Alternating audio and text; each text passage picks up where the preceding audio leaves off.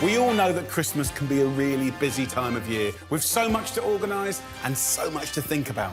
I want to help ease the pressure with some simple but utterly delicious festive showstoppers.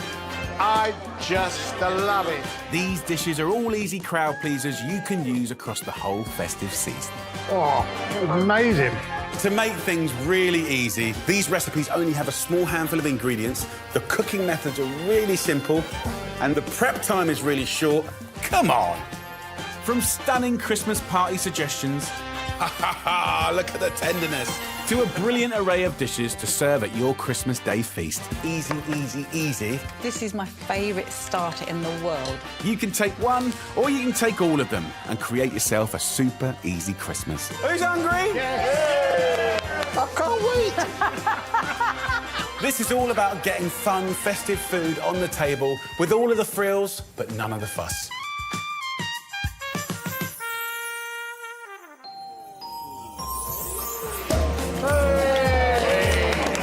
For Christmas Day this year, I've got some incredible recipes to make your day extra special. A roast turkey with a brilliant method to give you a flavour-packed crispy crumb. Wow, that looks gorgeous. Simple cured salmon gravlax that'll impress all of your festive guests. That looks such a picture. It's vibrant and beautiful. And something extraordinary using an ordinary spud. Layers of potato, double roasted for extra crispiness. Wow. 2 veggie dishes that your friends will be fighting over. I've never seen a broster like that. And if you think you know your Yorkshire puddings, then you ain't seen nothing yet. I never see anything like that so big. It's slightly bonkers and eccentric, but that's what Christmas is all about, right? Cheers! Merry Christmas! At Christmas time, there's nothing more wow than curing your very own gravlax. And I'm going to do this for a starter, and it is going to be absolutely mind-blowing. I'm going to teach you how to take an everyday piece of salmon and turn it into a cured piece of deliciousness. Salmon gravlax is so delicious and guaranteed to impress all your family and friends. My take on the traditional cured salmon dish with beetroot, a hit of horseradish, classic dill and a cheeky shot of vodka. So simple to make and a joy to eat. So I'm going to put a twist and I'm going to evolve the basis of the traditional recipe. First up, sea salt. So 100 grams into a food processor, then 50 grams of sugar. So it's a balance of sugar and salt. Then I'm going to take beetroot, just like 200 grams, right? This will give the most incredible sweetness and, of course, colour. Then I'll take just some stalks of some dill. I'll use the leaves a little bit later. Smells amazing. A little swig of vodka, just a little shot, just a little tickle. And then horseradish. I love it. Hot, mustardy, delicious, beautiful with your roast beef and Yorkshire puddings, but it's fantastic with fish, particularly cured fish or smoked fish. If you can only get the jarred stuff, that is absolutely fine. Try and get the stuff that's just grated, not the cream stuff, OK? And all I do is peel it like this, and then you can use a fine grater. I'm going to put a nice little tablespoon in there, and then I'll use the same grater to take the zest off of this beautiful lemon. So a nice unwaxed lemon. So we're going to pulse this up.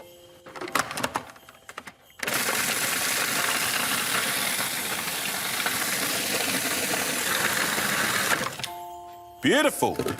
We have created vivid gorgeousness. And it's as simple as pouring it all in here, like this. Look at that colour. So this is a kilo of beautiful salmon fillet. And it's still got its skin on. This will be more than enough for 8 people. And what we're going to do is just take that incredible sauce and just rub that all over the salmon, all sides. The salt and sugar will dehydrate the fish. It draws the moisture out. And in doing so, it allows it to be preserved for longer. We've got the fragrance of the herbs and the lemon, the heat from the horseradish. You've got the beetroots with the earthy, sweet flavours. So that is literally it. And what you're going to get is the most beautiful pink slice of salmon with this incredible purple rim. It's going to be amazing. So all we have to do now is cover this, leave it for 36 hours, let the curing do all the hard work. The good news is I've done one before, so I can show you exactly what happens. So what you're left with is a fish that's lost about probably 15% of its weight, right? Because the salt and sugar's dragged out the natural water inside it. But what you're left with is this outrageously beautiful salmon that's cured. Put it on a plate and wrap it up, keep it in the fridge. So just wash my hands, and you can take a little bit of this dill and finely chop.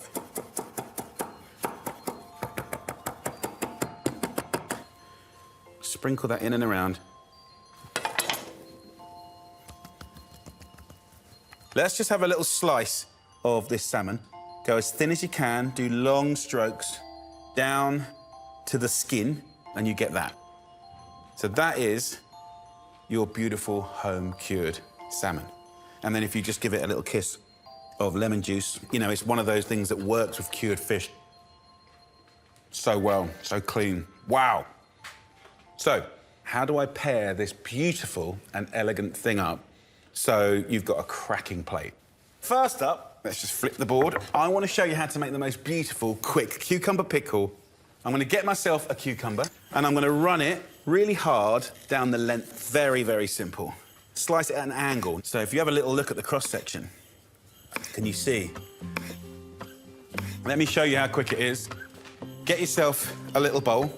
Generously put, you know, maybe a teaspoon of sea salt in there. Take some white or some red wine vinegar in there. Be quite generous. A little pop of chili.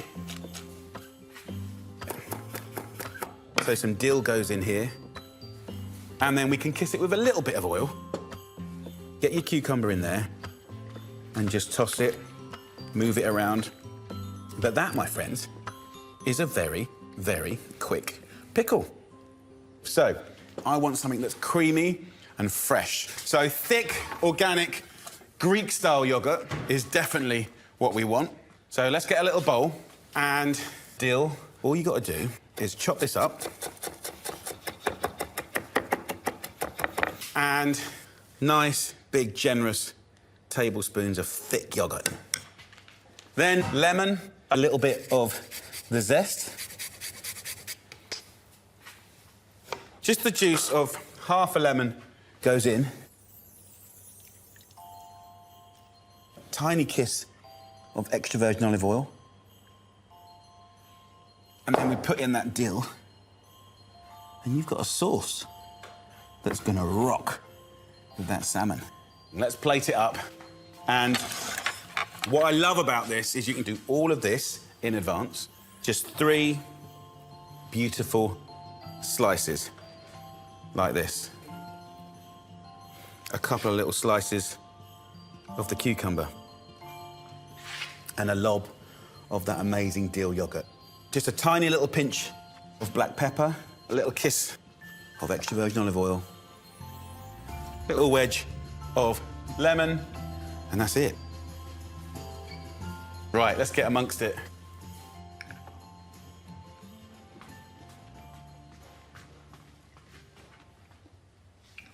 Belter. So clean, so fresh. Brilliant start to a meal. I really want you to have a go at this because you're going to transform an ingredient that you buy all the time, salmon, into something really beautiful and stylish. You got to have a go.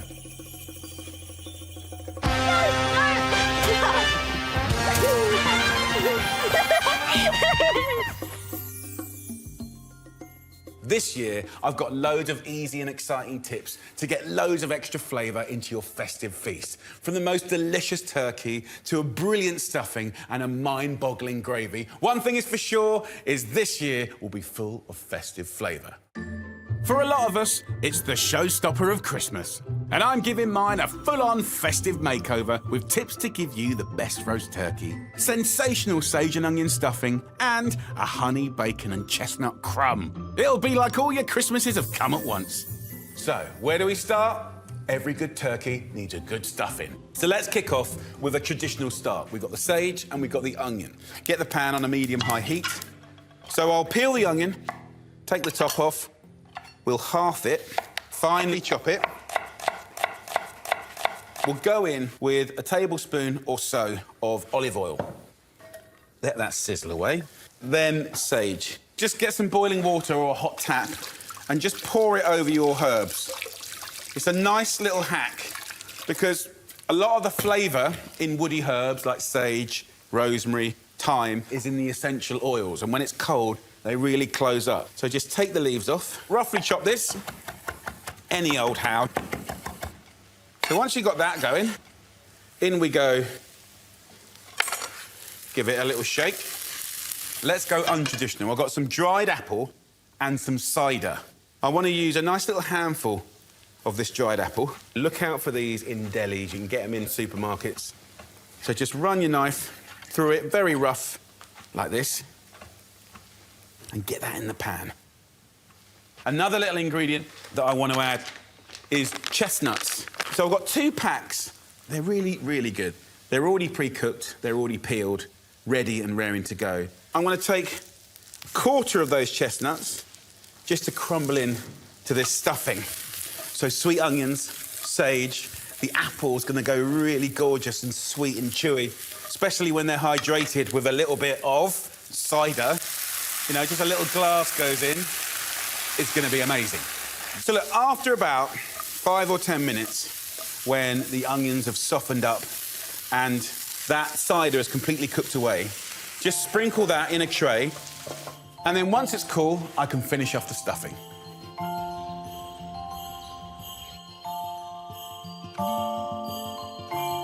So this is cooled down, and now I'm going to add 1 kilo of beautiful sausage meat from lovely free-range pigs, and I'm just going to massage that lovely stuffing base into it. So let me just wash my hands, and now we need to stuff that turkey.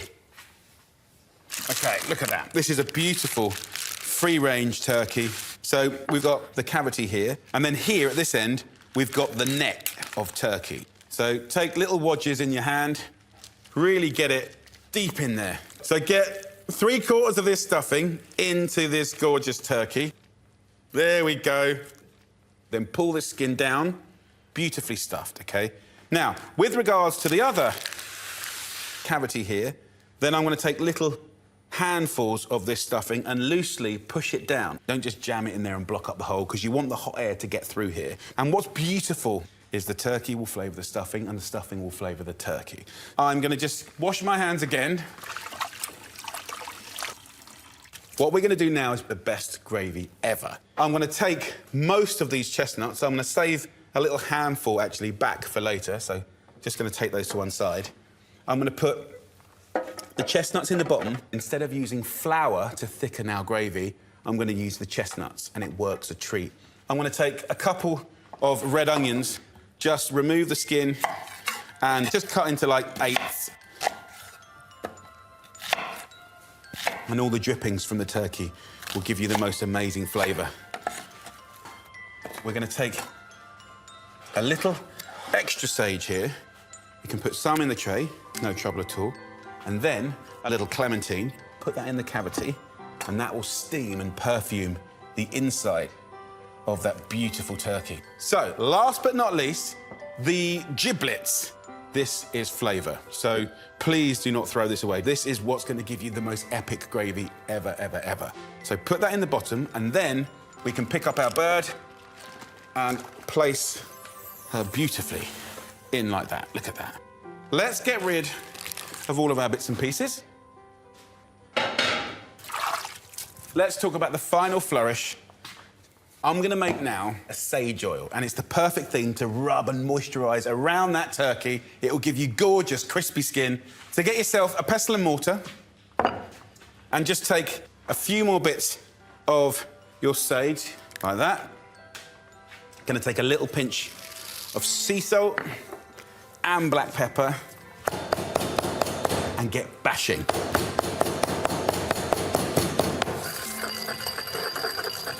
And then, with a little olive oil and a little kiss of vinegar, we create this little rub that is going to bring out amazing flavour. So just muddle that in and then pour that on top. Look at the colour. So rub that all over the bird. Get it right around all the cracks and crannies. So wrap this up in tin foil and go really close to the shape of the turkey. I'm going to cook this now, but you can do this the day before. If you do take your turkey out of the fridge, get it out of the fridge an hour and a half before you want to roast it. Cold, hot, if you go from there to there, it's just going to tense up the bird and it's just not going to cook in a beautiful way. Let it just kind of get to room temperature, then go into the oven. So this is a 5-kilo bird. I'm going to cook this for 2.5 hours at 180 degrees Celsius, which is 350 Fahrenheit. In about an hour and 20 minutes, I'm going to take that foil off, give it a good basting. You have to put her on the top. On the very top? Yeah. You got it? Yes! Is she on?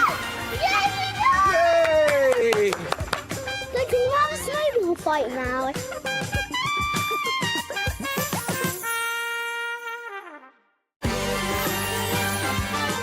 Look at that.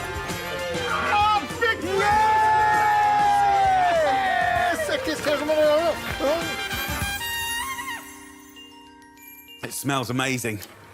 OK, so we're 2.5 hours in, and this turkey is looking good. Right, let's just check her, make sure everything is as it should be. Halfway through, after about an hour and a half, I took the tin foil off and kind of basted all those lovely juices over the turkey. So let me tell you how you can tell if it's beautifully cooked. If you get your fork and just hold it like that, if the juices run clear, you're good to go. So look, let me take this beautiful turkey, put it onto a platter.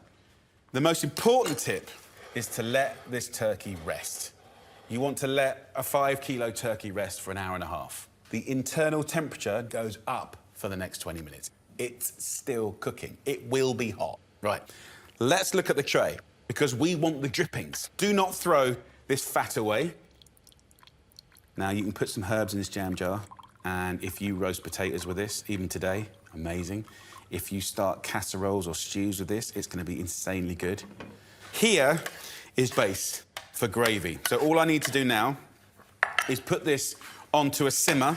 It can simmer away for 40 minutes, and we'll just top that up with stock or boiling water, but really all your flavour is already there. It's going to be epic. And all the sticky bits are going to come off the bottom of the tray. And then, if I just angle this little platter, look at that juice. That's pretty exciting. This is going to be the best gravy ever. That can tick away. Then I'll push the chestnuts and onions through this sieve, and you've got amazing gravy. So I've got one last idea to put a little something special on our beautiful turkey. I'm going to do, basically, a honey, bacon and chestnut crumb on the top of this turkey. It's going to be joyful. So I've got a pan on. We're going to put it on a medium-high heat. I want 4 rashers of lovely smoky bacon, and I'm just going to slice them up. So this bacon will give this little crumb the most amazing smokiness. We'll have a little bit of olive oil in the pan. Go in with that little bit of chestnuts that I saved a little earlier. So just break it up like that. Then get yourself 2 slices of nice bread and get some flavour in these breadcrumbs. And you see the bacon just beginning to get golden. Let's go heavy on the black pepper. That'll be good. So look, in the pan, golden, crisp, really, really nice. That is basically the most incredible croutons. And this is going to be gorgeous. All I do is pour it in the food processor and just whiz it up super fine.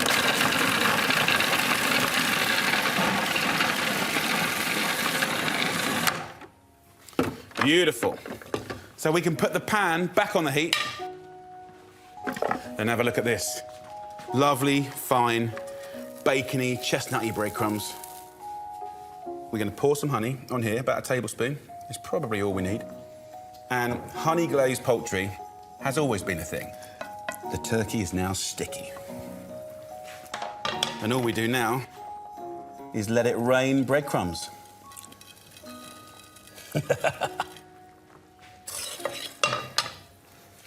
That's the joy of Christmas, right? Have fun with it. So that's it. And look, when you carve it, of course some are going to fall off, but they're going to go in all the juices at the bottom. People are going to fight over it like the crispy skin. It's going to be absolutely delicious. But under there, is going to be succulent, perfectly cooked, juicy white turkey meat.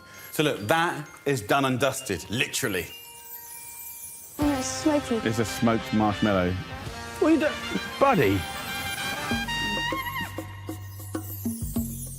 This Christmas, I'm going to cook the most delicious potato dish that I know my mum and dad and Jules are going to love. I've named it after my wife, Jules. Pom Jules, because I'm an old romantic. But the most important thing is, this is a really special potato dish, full of layers, texture, crunchiness, and it's going to be right at home in any roast dinner, particularly at this time of year.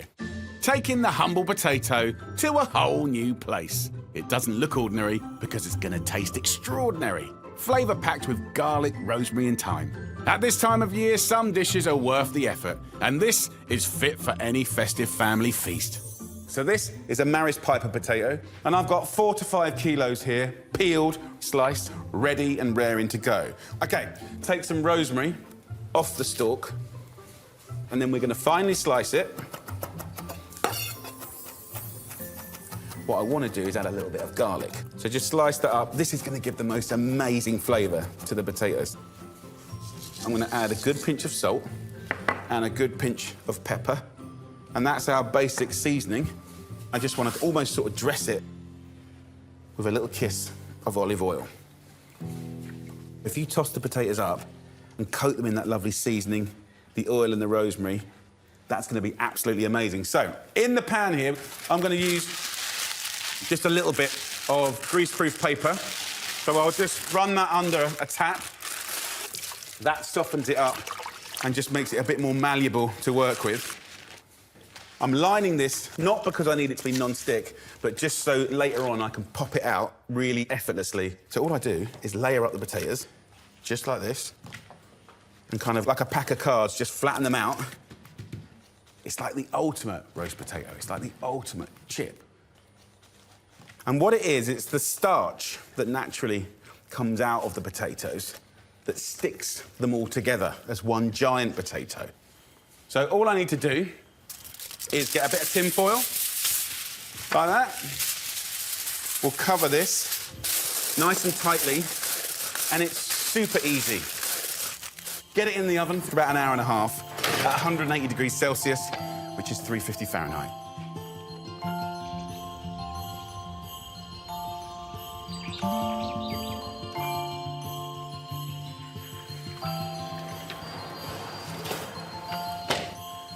So look, at this stage, the potatoes are cooked, but they have no colour. What we want to do is put the tinfoil back, and we're going to press it down as it cools down, and that's going to make all the layers stick together, making you the most amazing potato cake. Just grab a plate and just press it down. Super simple. If you've got something sort of heavy, you know, you can put a pot on it. So let that really cool down for like 2 hours. If you want, you can do it overnight in the fridge, and then we're going to turn it out, and then I'm going to show you the twist in the tail.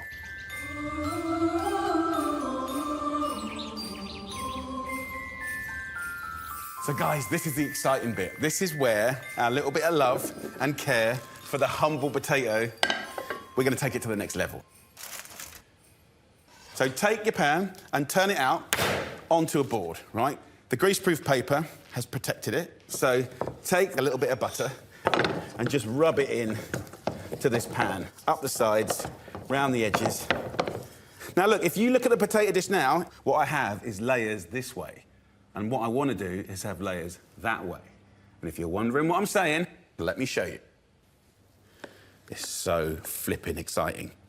And you know, this is the joy of cooking, like dreaming about things and thinking, could I? Should I? Would it make a difference? Is it worth it? The whole point of this dish is this moment right now. Now, we're not just getting crispiness like this, we're getting crispiness like this on all levels. It's very, very sort of simple. All we have to do now is put it back in here. So don't be afraid of it. Don't go thinking it's some like posh dish that you can't, you know, bash around. Push it in and squeeze it in. Just like that. And when this cooks, you know, all these little slices are going to open up and go crispy. Just give it a little olive oil on the top so it goes nice and golden. Whack this in the oven now at 220 degrees Celsius, which is 400 Fahrenheit, and we'll cook that for 30, 40 minutes until golden and delicious.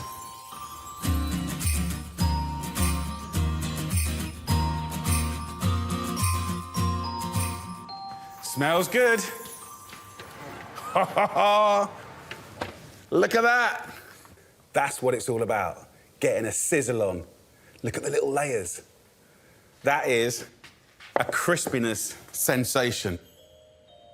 Let's go over the top. And here we go.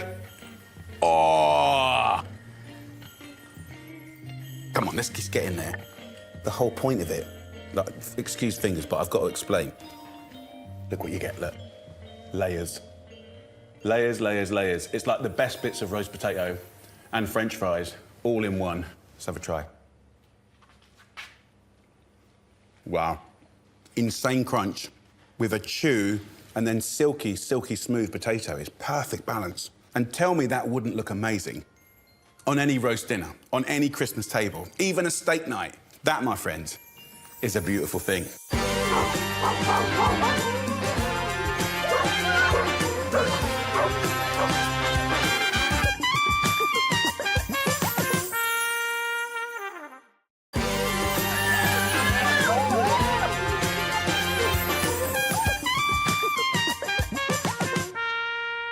Is there anything more Christmassy than the humble Brussels sprout? And look, I know you can just boil these, toss them with a knob of butter, pinch of salt, and they're delicious. But I feel like every year there's this kind of rush to come up with the ultimate Brussels sprout recipe. I think I've found it. Brussels sprouts roasted in a gratin of the cheesiest, creamiest sauce and topped with a really crunchy garlic crumb. This is the side will get both the sprout lovers and haters fighting for more at your festive feast.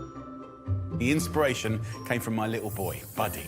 He did this kind of Brussels and pasta al forno. He had this amazing idea of using garlic bread as a crunchy breadcrumb topping on the top. So I've kind of taken that recipe, removed the pasta, and I've got this amazing Brussels al forno. Big flavour. This, I think, might be a new Brussels sprout Christmas classic. We're going to roast, yes, roast Brussels sprouts. When you roast or grill any of the brassica family, so Brussels sprouts, cauliflower, broccolis, cabbages, you get outrageous, deep, deep, delicious flavours, right? All they need is a kiss of black pepper, a kiss of salt, a little pinch of chilli, and a little olive oil, and a little help with 2 garlic cloves. Just slice up the garlic. And we're good to go.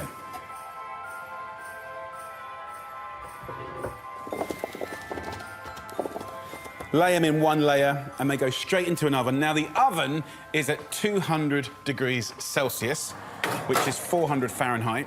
Now, that's quite a high temperature. So hopefully what we're going to get is a nice bit of colour, a bit of scalding on the top, and that's going to equal big flavour. While those Brussels roast off, a great little tip that I learned from my son, pre-done garlic bread. You take half of it, right, and you just put it into a liquidizer. And you zip it up, and that makes garlic bread breadcrumbs. It gives you the most amazing crunch on the top of this Brussels sprout dish. It's brilliant, so just give that a little whiz.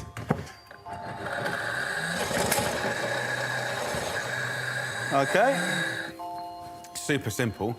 And what we've achieved is really nice, fine breadcrumbs.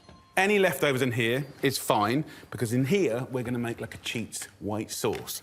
Now, to give you context, like traditionally you do a bechamel, which can take half an hour. So this little hack I'm going to show you now is bloomin' brilliant. So we go in with a pint of milk, cold.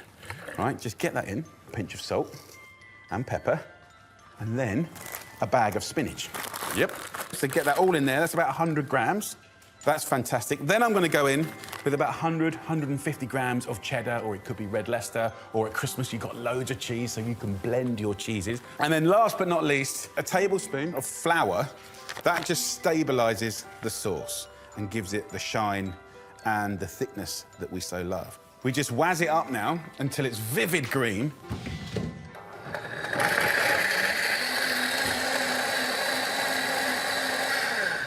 Okay. So whiz this very simple sauce up until lovely and smooth. Let's have a little look over here. Look at that. sizzling, and it's kind of scalded. Really, really nice.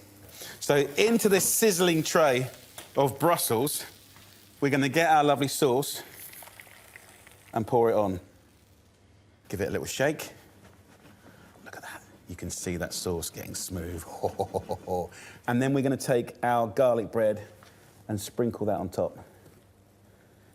Just like you would a crumble, right? A little thin layer of garlicky breadcrumbs.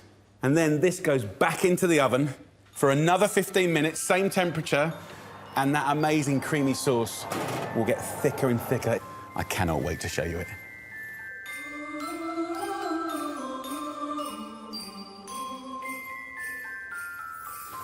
Ah, it smells amazing. Just look at that. Luminous, vivid green, crunchy bits. Beautiful.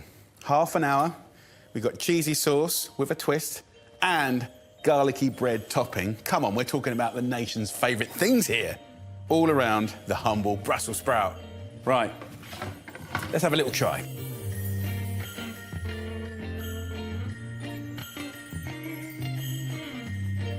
This one's got my name on it. And the nice thing about cooking these Brussels in one layer is every single one gets the same VIP treatment. That crunchy garlic bread topping. I could smash a plate of that. That is utterly delicious. Wow, thanks, buds. Good inspiration, son. That is an epic Brussels sprout recipe. I suggest you try it. Give it a go, because that one is definitely a Christmas cracker. Tonka, I've got Brussels sprouts. Do you want to try one? All right, fair enough. Did you give this to Santa the reindeer? Yes. Put it here. Carrot, celery, good. Check.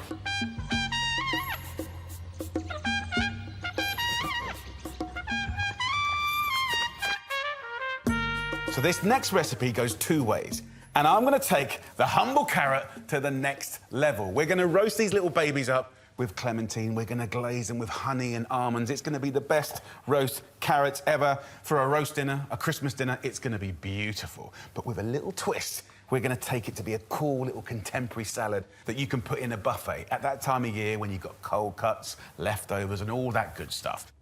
We all want to feel special at Christmas, even the little old carrot. So I've got two ways to serve it up. As a perfect side to your Christmas turkey and as a salad for any time of the season, using clementine, smoky almonds and a really clever parsley dressing. First up, I've washed these carrots and scrubbed them. I haven't peeled them. If you leave the skin on, that's a little secret to getting maximum flavour.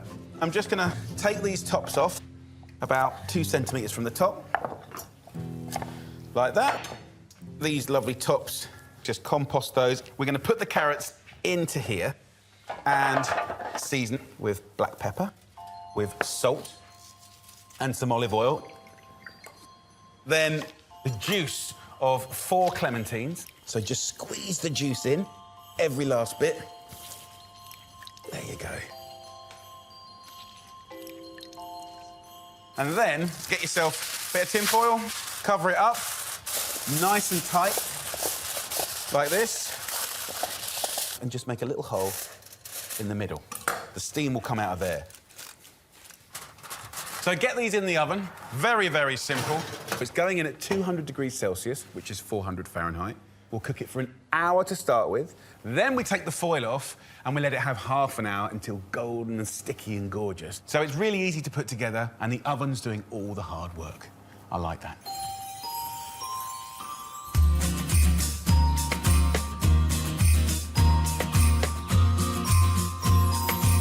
Something is smelling gorgeous.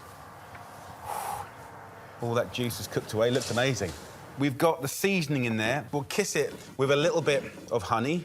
So now they're nice and sticky.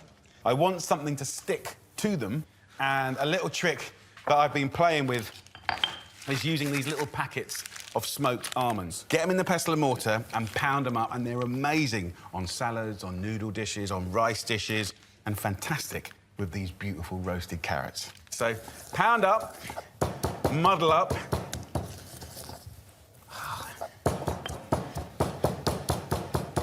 course, you can use standard almonds or hazelnuts if you want.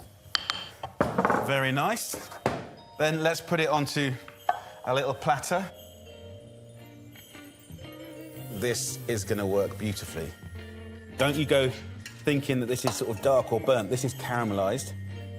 Then take the smoked almonds and just sprinkle it on top, and it will stick to it.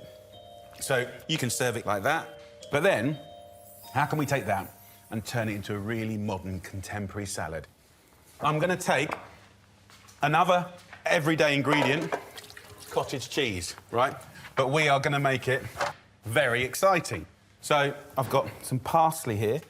Rip off the lovely leaves, and we'll have the stalks as well. And we're going to put it in a liquidizer. So lovely washed parsley, nearly all of a little tub of cottage cheese. I'll leave just a little bit behind for later. A pinch of salt and pepper.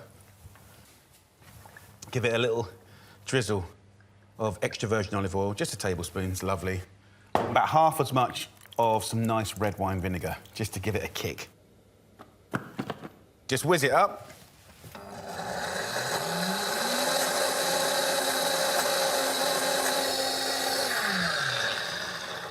Look at the colour. Oh, the smell is amazing. So I'll take this lovely sauce. Look at the colour. Oh, my Lord. Just get that sauce onto there like that. And then we'll take, you know, something like rocket, watercress, any of those lovely green salad leaves, and I'll just kiss that with a little olive oil, salt, and it could be vinegar or lemon juice. It doesn't really matter. So stick with the vinegar just a little bit. And then you've got that little last bit of the cottage cheese that we can kind of bounce in and around. We'll take these beautiful carrots, just dripping in that lovely glaze. And the crunchy layers. So there you go, a nice little modern, cool, contemporary salad that will get people talking, right? We're using really humble ingredients, and I think the flavours are really going to work well together. Let's have a little try. Let's get one of our little carrots here. Get some of that lovely parsley sauce. The parsley and the cottage cheese work so well with the hot carrot and the smoky almonds. Get people talking. What is it? How is it? What? Oh. And that is what Christmas is all about. Try new things. Go on, guys. Get amongst it. Oh, I forgot something. Oh, wait for it. Oh, beautiful! Merry, jolly Christmas!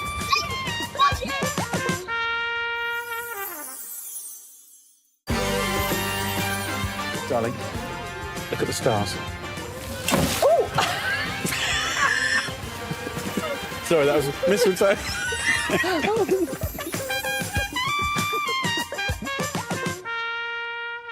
People just love a Yorkshire pudding, and I want to share with you a recipe for a giant Yorkshire pudding that I'm going to turn into the most surprising, slightly bonkers vegetarian dish that you could use this Christmas.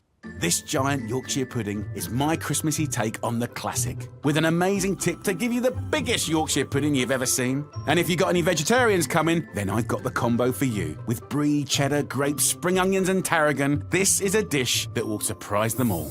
So first job, get some oil in a nice big tray. This tray is 35 by 25 centimetres. Add 1 or 2 tablespoons of oil. I'm using olive oil, not extra virgin. Put it into an oven, which is at 220 degrees Celsius, which is 430 Fahrenheit. Make sure the shelf is lowered so that the Yorkshire pudding can grow, because it's going to grow like a monster. Put that in for 5 minutes to get nice and hot. People always get worried about the Yorkshire pudding recipe. This is a great one, but it is slightly different to the norm. So, 4 large organic eggs go into a bowl. Into that, whisk in 150 millilitres of milk. This is whole milk, organic, and just add that in nice and slow. Give it a really good whisking. Now, 50 mils of water. Why? It's the water that has the reaction with the hot oil that gives you the lift, the super lift, OK? So whisk that in. And then we can start folding in 150 grams of plain flour with a nice generous pinch of salt. So beat it for about 1 minute, and there you have a beautiful batter. This oven, if I open this and take the tray over there, it's going to get cold. So I'll take the batter to the tray, and then I'll close the door quickly, so very safely. Take this out of the oven carefully, go in with the batter like this, and then don't wait too long. We put it back into the oven, close the door, let it cook for 20 minutes, and beautiful things will happen in the oven, I promise.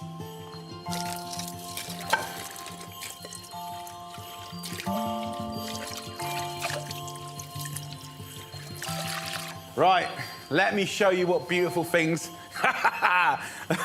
Look at the size of that. It's all about the water. It's like something's come down from another planet. First up, you can do this in the morning and you can do a reheat job. Secondly, sweet or savoury, but I want to take it to another place. We're going to roast some grapes. So stay with me on this one, people. I've got a handful of beautiful grapes, red and green, going into the same tray that I cooked the Yorkshire pudding. When you roast grapes, like magical things happen. So you get the sweetness, you get the tanginess.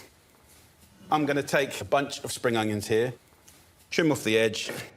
We can just lose that, no trouble at all. And then we'll cut them about 2 inches or so, about 4 centimetres. And we'll just compost that. And then we can just give it a little kiss of salt, pepper, and a tiny bit of olive oil. And we're going to roast it just for like 15 minutes. These grapes will explode, and the onions, which are sweet anyway, will go soft and gorgeous. So let's roast this in the oven about 10-15 minutes until those grapes have exploded.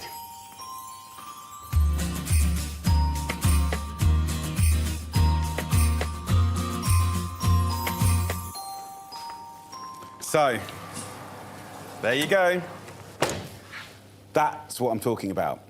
Magical things happen when you roast grapes. What we're going to do now is basically sort of load this Yorkshire pudding with these amazing flavours.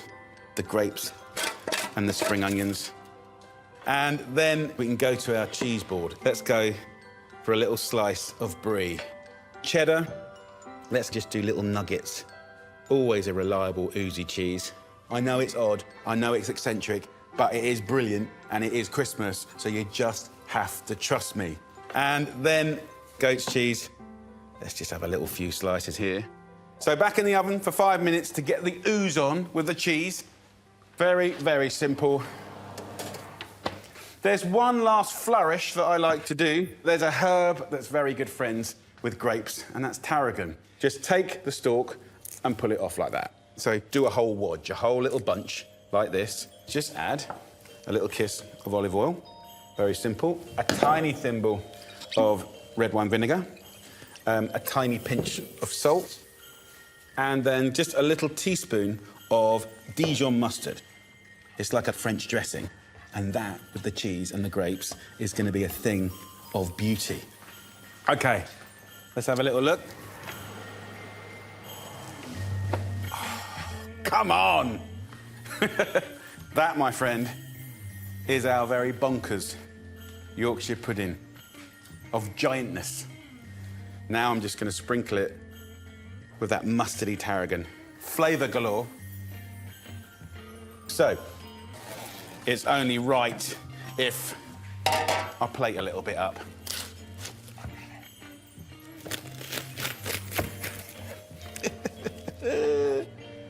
Come on. In there, you've got all the juices, the melted cheese. Let me get a knife and fork. Let's get in there. Let's go for a bit of the bottom first. Just the way that the sweetness and tartness of the grapes, which are completely transformed by the roasting, work in utter harmony with the brie and the cheddar and the goat's cheese. And that also mustardy, tangy bit of tarragon. It is utterly delicious. Christmas is very much a time of year when you like to have the things you like. But I do love a curveball, and this is a curveball. And whether you're a meat eater or not, give it a try. Merry Christmas.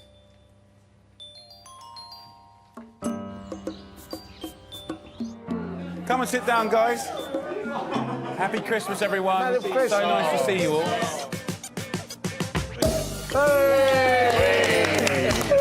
We have cured some beautiful salmon ourselves. Jamie, that looks such a picture. The colours are amazing. It's vibrant and beautiful. It's the most delicate taste. I love it. Clementine roasted carrots. Wow. They might be the best Brussels you've ever had. I'm just going to warn you. Never seen a Brussels like that. Pom jewels. I never see anything like that so big. How'd you get it to rise like that? It's slightly bonkers and eccentric, but that's what Christmas is It's all a real about. work of art.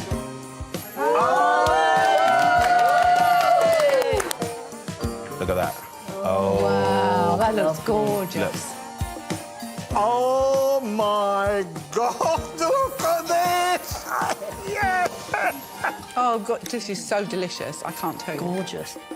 Yeah, oh my gosh. Potatoes are amazing. Do you know, I can taste the onion turkey and the chestnuts. If you know what you just said, I'll give you a fiver.